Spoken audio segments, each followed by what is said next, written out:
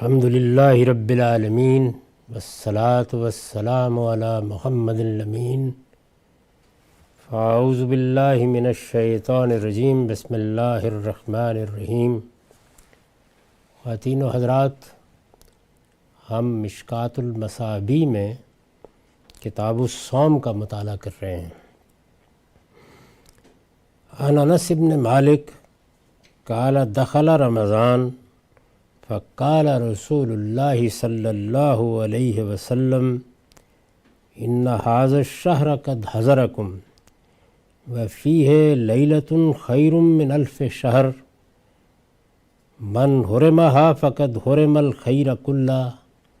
ولا یحرم خیرها الا کل محروم۔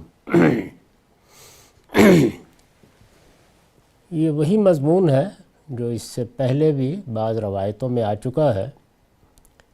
صاف معلوم ہوتا ہے کہ رسالت مآب صلی اللہ علیہ وسلم نے کسی مدعا کو پیش نظر رکھ کر اگر کوئی بات کہی ہے تو بعد کے لوگوں نے اسے کبھی انہی الفاظ میں اور کبھی روایت بالمعنی کے طریقے پر اپنے الفاظ میں بیان کر دیا ہے۔ اسی وجہ سے یہ ضروری ہوتا ہے کہ اگر مضمون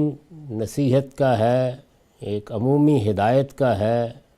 یا کوئی ایسی چیز ہے کہ جس میں کھٹک نہیں پیدا ہوتی، تو وہاں ان سب چیزوں کو اسی طریقے سے بیان کر دیا جائے۔ لیکن اگر کسی جگہ کوئی تضاد رونما ہو رہا ہو یا بات کے سمجھنے میں دقت ہو رہی ہو تو پھر اس مضمون کی روایتوں کو جمع کر لینا چاہیے۔ اس سے بات واضح ہو جاتی ہے کہ کیا تھی، کیا کہی گئی، کس محل میں کہی گئی، کس پہلو سے کہی گئی۔ حدیث کے سمجھنے میں اس اصول کی بڑی غیر معمولی اہمیت ہے۔ یہاں کوئی ایسا فرق نہیں ہے، وہی چیزیں ہیں جو اس سے پہلے بیان ہو چکی، ایک دوسرے اسلوب میں ان کو یہاں انس بن مالک رضی اللہ عنہ نے روایت کیا ہے۔ یہ کہتے ہیں کہ رمضان کا مہینہ آیا تو رسالت مآب صلی اللہ علیہ وسلم نے فرمایا، یہ شہر، یہ مہینہ، عربی زبان میں مہینے کو شہر کہتے ہیں، ان هذا الشہر قد حضرکم، یہ مہینہ اب تمہارے پاس آ گیا ہے۔ ظاہر ہے کہ یہ استقبال کا، توجہ دلانے کا ایک ایسا مہینہ جس میں اللہ نے خیر و برکت رکھی ہے، اس کی طرف لوگوں کو متوجہ کرنے کا اسلوب ہے۔ یہ آ گیا ہے، اور پھر ارشاد فرمایا کہ وفیہ لیلۃ خیر من الف شہر، یہ وہی مہینہ ہے کہ جس میں وہ رات بھی آتی ہے جو 1000 مہینوں سے بہتر ہے۔ من حرمها فقد حرم الخیر کلہ، یعنی اللہ تعالیٰ نے ایک مہینہ مقرر کیا، اس میں اپنی کتاب اتاری، اس مہینے کو روزوں کا مہینہ بنایا، اس کے بارے میں ایمان والوں کو یہ بشارت دی کہ ان کے لیے اس میں دوزخ کے دروازوں پر تالے لگا دیے جاتے ہیں اور ان کے لیے اس میں جنت کے دروازے کھول دیے جاتے ہیں۔ اللہ کی رحمت ہی رحمت ہوتی ہے، اگر ذرہ برابر بھی دلوں میں ایمان ہوگا تو اللہ کی یہ تائید، یہ توفیق ان کو حاصل ہو جائے گی، وہ اس مہینے کے خیر کو پانے کی جدوجہد کریں۔ تو رسول اللہ صلی اللہ علیہ وسلم نے توجہ دلائی کہ مہینہ،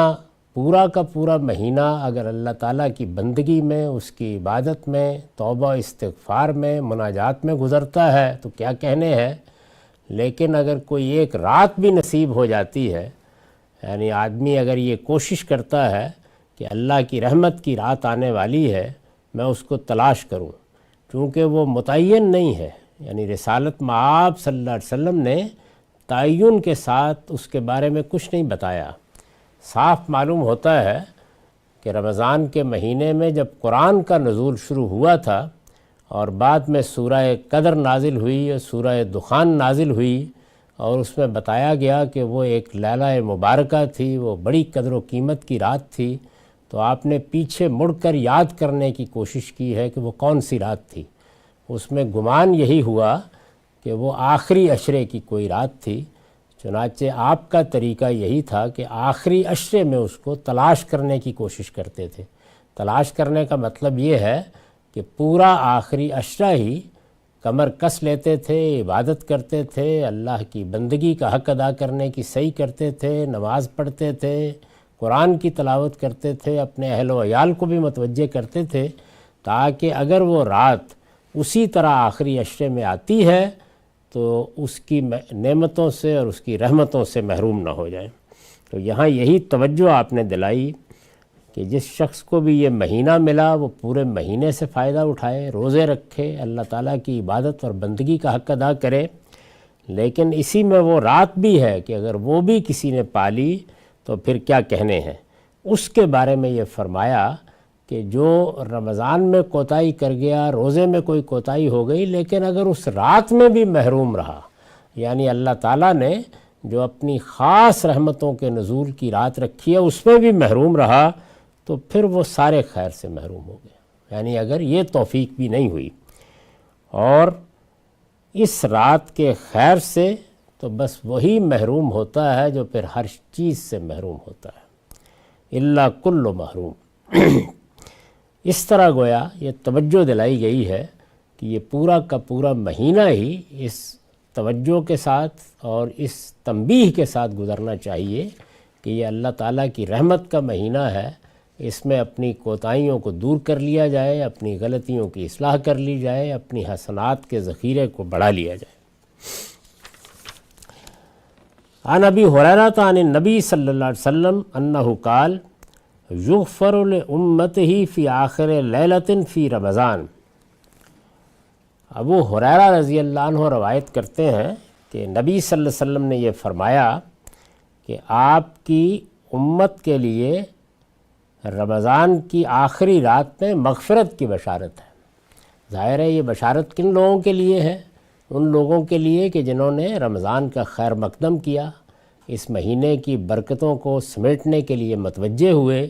اس کے روزے رکھے، اور جیسے کہ پیچھے بیان ہو چکا ہے اس میں قیام اللیل کی سعادت حاصل کی۔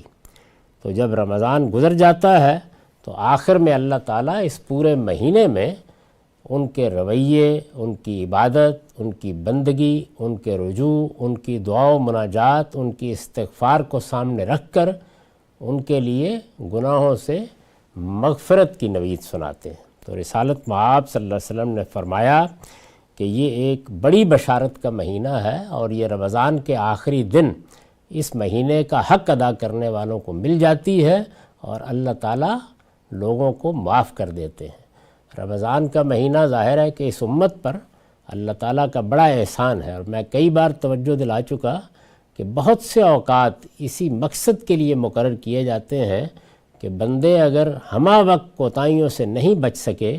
اور ہمہ وقت حسنات کے طالب نہیں بن سکے، تو کم سے کم اس مہینے میں یا فلاں وقت یا فلاں موقع پر اپنے لیے مغفرت کا اہتمام کر لیں۔ یہ اللہ تعالیٰ کا کرم، عنایت اور ہماری عاجزی کا لحاظ ہے کہ وہ اس طرح کے موقع فراہم کرتا ہے، اور یہ چاہتا ہے کہ بندے اس کی جانب متوجہ ہوں۔ تاہم یہ بشارتیں انہی معاملات میں ہیں جو اللہ سے متعلق ہیں۔ بندوں کے معاملے میں جو حقوق قائم ہوتے ہیں ان میں اگر کوئی حق تلف کیا ہے یا کسی کے ساتھ زیادتی کی ہے تو ضروری ہے کہ اس کی تلافی کی جائے۔ تو جب یہ بات رسالت مآب صلی اللہ علیہ وسلم نے فرمائی تو یہ بیان کرتے ہیں کہ قیل یا رسول اللہ آہ لیلۃ القدر، یعنی آپ سے پوچھا گیا کہ یہ جو آپ نے آخری رات کا ذکر کیا ہے کہ رمضان کی آخری رات میں بندوں کے گناہ معاف کر دیے جاتے ہیں، آپ کی امت کی مغفرت کر دی جاتی ہے، تو یہ پوچھا گیا کہ کیا یہ لیلۃ القدر ہوتی ہے؟ تو آپ نے فرمایا قال لا ولکن العامل انما یوفی اجرہ اذا قضى عملا۔ آپ نے فرمایا نہیں، یہ لیلۃ القدر نہیں ہوتی، بلکہ عمل کرنے والے کو جب وہ اپنا عمل پورا کر لیتا ہے تو اس کے عمل کی پوری جزا دی جاتی ہے، اور پوری جزا کیا ہے؟ مغفرت۔ یعنی یہ رمضان کی آخری رات ہے کہ جس میں اللہ تعالیٰ یہ عنایت فرماتے ہیں۔ لیلۃ القدر یا قدر کی رات یا لیلہ مبارکہ جس کا ذکر قرآن میں ہوا ہے وہ زائد ہے اس سے، یہ تو رمضان کے روزوں کا، رمضان میں اللہ کی طرف رجوع کا